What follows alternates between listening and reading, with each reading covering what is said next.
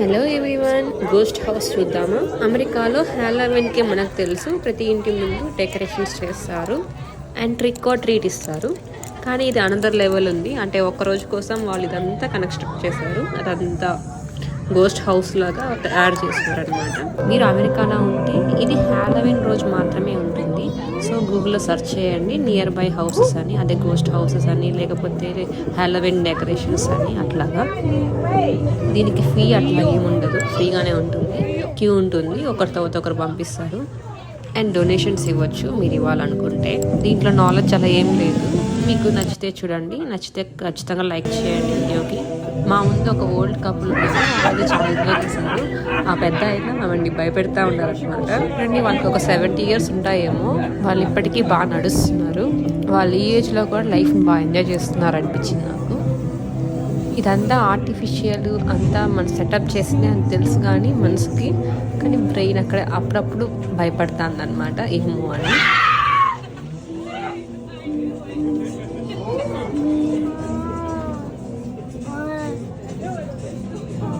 మా బాబు అయితే బాగా భయపడ్డాడు, ఇంకోసారి ఇక్కడికి రానంటున్నాడు. ఇక్కడ ఏంటంటే చూసేకి అన్నీ రియలిస్టిక్గా ఉన్నాయి అన్నమాట. సో యాక్చువల్లీ దాని లోపల మనుషులు ఉన్నారా అని అనిపిస్తుంది.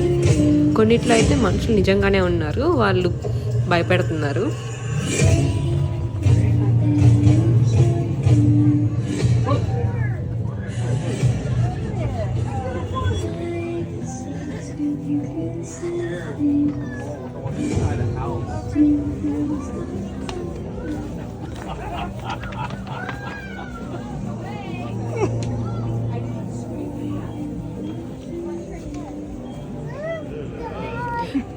మా వాడు ఎక్స్ప్రెషన్ చూడండి, నిజంగానే భయపడుతున్నాడు వాడు. నిజంగానే అక్కడ మనిషి తల ఉందనుకుంటున్నాడు వాడు.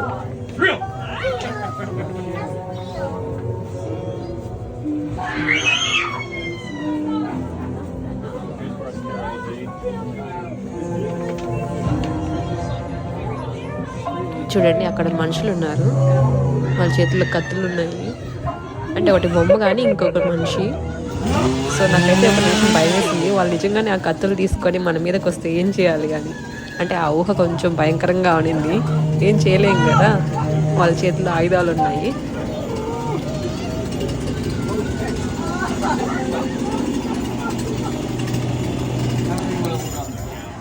పాపం మా వాడు ఎంత భయపడుతున్నాడు.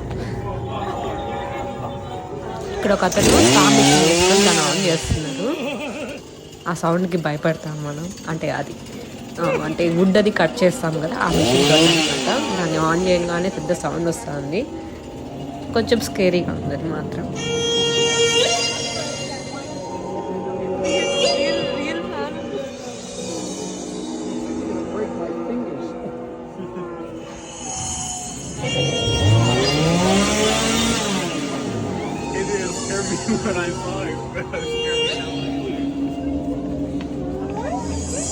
మా వాళ్ళు ముందుకు కదలట్లేదు, నెట్టుకుంటా పోతా అన్నాను నేను. వాళ్ళు కదిలితే కదా అసలుకి భయంతో బిగుసుకుపోయారు ఇందులో.